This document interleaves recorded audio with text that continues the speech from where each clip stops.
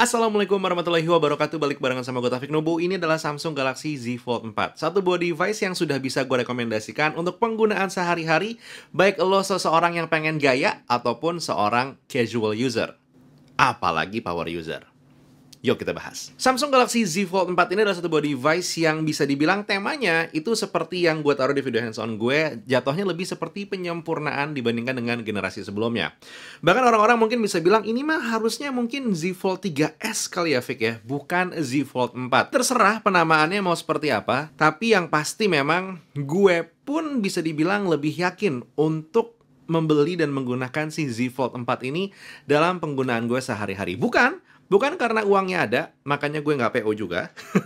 Tapi lebih dengan konsep bahwa gue udah lebih percaya nih. Yang pertama itu secara build quality, dan yang kedua secara reliability, dan yang terakhir tentunya adalah refinement atau penyempurnaan baik dari bagian hardware dan juga software yang ditaruh sama Samsung di Samsung Galaxy Z Fold 4 ini. Kita mulai dari bagian build quality. Samsung Galaxy Z Fold 4 ini sekarang sudah punya build quality yang diperbaiki dibandingkan dengan generasi yang sebelumnya. Enggak, bukan yang sebelumnya itu ringkih dan segala macamnya, tapi memang buat gue pribadi Samsung Galaxy Z Fold 3 adalah langkah pertama Samsung untuk mass produce Samsung Galaxy Z Fold. Makanya gue agak lumayan menarik diri tuh tahun lalu untuk mencoba membeli dan juga PO lah si Samsung Galaxy Z Fold 3. Tapi tahun ini dengan harga yang sama lo udah bisa punya peningkatan dari chipsetnya yang lebih oke. Terus juga untuk bagian hinge yang sudah lebih diperkuat. Bahkan bagian dalam yang katanya layarnya ini punya peningkatan up to 45%. Walaupun disclaimer gue tidak dijelaskan 45% peningkatan itu di bagian apa. Menurut gue udah cukup lah untuk menjadi alasan kita untuk bisa lebih pede lagi membeli Samsung Galaxy Z Fold 4. Bahkan saking pedenya gue dengan build quality dari Samsung Galaxy Z Fold 4 tahun ini, gue cukup pede tuh untuk bawa kemana-mana. Gue taruh tas, terus gue bawa shoot dan segala macamnya. Termasuk pas gue datang ke acara Canon itu beberapa saat yang lalu. Gue coba sebisa mungkin memaksimalkan Z Fold 4 tapi dipakai ala-ala content creator gitu ya. Alhamdulillahnya nggak ada baret, nggak ada pecah. Dan ya, it works just fine. Setelah build quality, gue akan sekarang ngomongin masalah reliability. Reliability dari Samsung Galaxy Z Fold 4 ini nggak hanya untuk masalah hardware aja, karena udah gue bahas agak panjang tadi sebelumnya, tapi juga di masalah softwarenya. Ada beberapa penyempurnaan yang menurut gue emang ini menarik banget, seperti taskbar, terus juga untuk bagian flip out screen, tanda kutip, atau layar bagian depannya itu somehow menurut gue bisa lebih digunakan dengan handal lagi dan menyenangkan lagi di tahun ini.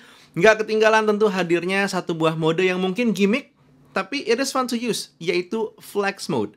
Flex Mode ini sebenarnya adalah kondisi di mana di saat handphonenya itu di fold seperti ini, setengah gitu ya, bagian bawahnya ini memiliki tampilan lain. Emang ada beberapa fungsi yang bisa lo taruh di sana seperti screenshot, terus juga jadi trackpad. The good news is, Flex Mode-nya ini walaupun dalam kondisi aktif, kalau lagi lo nggak pakai, tinggal klik aja tanda silang di bagian atas kanan, dan lo udah bisa menutup Flex Mode-nya, menjadikan aplikasi yang lo buka itu jatuhnya full screen walaupun dalam posisi terlipat. Tentu reliability nggak cuma masalah di situ aja. Untuk masalah baterai, gue juga merasakan ini sangat-sangat handal sekali gitu ya.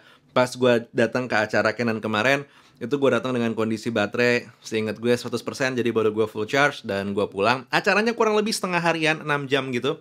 Dan pas gue pulang itu masih tersisa sekitar 59% untuk baterainya. Jadi I'm good dengan battery life dari si Samsung Galaxy Z Fold 4 ini. Dan juga selama gue di event itu untuk softwarenya berjalan tanpa kendala, nggak laggy dan segala macamnya. Jadi ya I'm pretty much happy dengan build quality dan juga reliability dari Samsung Galaxy Z Fold 4 ini so far di saat gue coba selama 1 minggu. Nah, untuk bagian refinement-nya, gue udah mulai nyebut beberapa tadi sih ya, kayak dari bagian hinge-nya udah diperbaiki, layarnya diperkuat, bagian luarnya sekarang udah pakai Gorilla Victus Plus, belum lagi untuk bagian software-nya juga ada tambahan-tambahan lagi. Jadi bisa dibilang penyempurnaan-penyempurnaan yang dimiliki sama Samsung Galaxy Z Fold 4 ini dibandingkan dengan generasi sebelumnya mancing banget untuk seseorang yang kayak gue, yang ya selama 1-2 tahun terakhir itu kepikiran, perlu nggak ya gue nabung untuk membeli Samsung Galaxy Z Fold 4 ini atau mungkin foldable device lainnya. Itu menjadi lebih yakin lagi, karena emang bisa dibilang Samsung is now actually ready untuk mass produce si foldable devices dan memasarkannya, menjualnya, dan juga melakukan proses lainnya seperti after sale service dan semua segala macamnya. Oh, beberapa refinement lain yang menurut gue menarik selama 1 minggu terakhir. Itu yang pertama adalah masalah keyboardnya. Jadi, kan orang banyak ya yang menggunakan keyboard Samsung Galaxy Fold itu pas dibuka menggunakan keyboard yang split. Kalau gue ujung-ujungnya gue satukan. Kenapa? Karena akhirnya gue bisa menjadikan si Samsung Galaxy Z Fold 4 ini jadi mode laptop tanda kutip ya. Tinggal dibuka seperti ini, ngetik di bagian bawahnya, layarnya touchscreen. It is quite nice. Jadi estetik view layarnya di bagian atas itu bisa dibilang dedicated hanya untuk tulisan dan tidak terganggu dengan ketikan. Itu yang pertama. Yang kedua untuk bagian kameranya. Wow, ini benar-benar satu hal yang menurut gue luar biasa sekali. Sayangnya, gue tidak mengambil shot di saat gue menggunakan kamera di acara Canon. Tapi gue sering banget menggunakan seperti ini. Yang dibikin instastory-nya sama Om Deddy Irfan. Jadi lo bisa ngeliat ya, kameranya di sebelah kiri, sementara di sebelah kanannya ini menjadi live view atau menjadi layar untuk gue mencari framing yang kira-kira ini sudah tepat atau belum. Tidak ada lagi nih ceritanya pakai handphone tapi framingnya lihat depan belakang rekam ini semua segala macam. Enggak, semuanya mudah dilakukan. Framing pakai layar depan, ngambil shot pakai kamera belakang. Kamera dengan kualitas paling bagus yang dimiliki sama Samsung Galaxy Z Fold 4. Dan hasil fotonya beberapa yang gue punya plus juga hasil video yang bisa gue kasih lihat itu bener-bener gimana ya? Contoh foto yang ini aja. Ini foto ribet loh. Gue menggunakan portrait mode. Dan iya, ini muka gue masih fokus. Kamera di depan tentu juga masih fokus. Bagian belakangnya blur. Somewhat menurut gue ini cukup rapi. Gue pede untuk menjadikan ini thumbnail atau postingan gitu ya. Dan dynamic range-nya ini terjaga dengan sangat baik. Ini out of cam tanpa gue retouch sama sekali. Belakangnya ini keangkat. Bagian depannya itu cukup teredam. Walaupun gue pengennya kontras di bagian kamera bisa lebih di-press lagi. Tapi ya udahlah, it is good enough. Sementara foto yang agak mirip-mirip dengan shot yang ini, itu bakal gue kasih lihat sekarang. Fokusnya itu ada di bagian kameranya, Canon R7. Dan bagian belakangnya itu bisa dibilang ngeblur. It is nice. Jadi walaupun kamera Samsung Galaxy Z Fold 4 ini main kameranya bukan 108 megapiksel, hitungannya masih reliable. Baterai, kamera, performa, hitungannya udah aman. Oh, ada yang bertanya, mungkin masih penasaran dengan konsep Vic, kalau misalnya skor-skor Antutu itu semua segala macam berapa nih? Nah, sayangnya di bagian ini berbeda dengan teman-teman yang bisa mendapatkan 1 jutaan, gue hanya bisa mendapatkan 900 ribuan.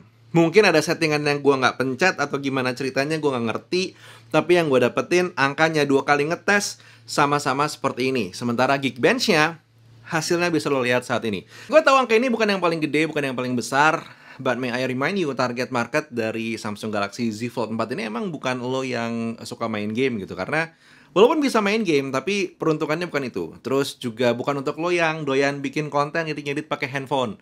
Walaupun bisa, tapi juga sepertinya bukan ke sana. Menurut gue emang Samsung Galaxy Z Fold 4 ini targetnya yang ada nyata banget di depan mata gue tuh ada 2 ya. Yang pertama adalah tech enthusiast yang emang doyan, penasaran, pengen nyoba-nyobain itu semua segala macam. Seperti biasa gitu ya. Dan satu lagi adalah tentu buat lo yang udah jatuhnya ya di sana lah gitu ya, si level atau mungkin manager tapi udah higher manager gitu yang emang gajinya tuh ngebeli Samsung Galaxy Z Fold 4 nggak perlu nyicil, nggak perlu diskon gitu, tinggal oh ini, oh ada ini, oh bagus gue beli, oh ada casingnya 1 jutaan gue beli. Dan itu tidak menghabiskan uang sama sekali. Itu targetnya menurut saya. Tapi kalaupun emang lo tidak masuk dalam bracket target market itu, lo pengen beli pun sebenarnya nggak masalah. Yang penting nggak pakai pay later, nggak pakai nyicil semua segala macam. Nabung aja lah, lebih aman, lebih sehat, lebih tenang pula gitu ya. Dan kedepannya nggak ribet. Menurut gue lagi-lagi. Dan ya, menurut gue videonya cukup sampai di sini aja. Karena udah jelas, Samsung Galaxy Z Fold 4 itu adalah rekap Samsung berusaha membuat foldable device selama 4 tahun terakhir. Dan bisa dibilang hampir sempurna itu di tahun 2022 ini. Iterasi keempatnya. Oh, orang mungkin masih pengen bilang, oh ada crease-nya Vic atau garis tengahnya masih kelihatan ini itu apalah semua segala macam. Ya, itu namanya memberikan opportunity untuk adanya room for improvement. Karena kalau semuanya dijeblok di tahun ini, opportunity pengembangan tahun depannya apa? Bisa jadi nggak ada. Anyway, that was the video for today. Kita ketemu di video berikutnya. Buat sekarang Taufik Nabo undur diri. Assalamualaikum warahmatullahi wabarakatuh. Bye!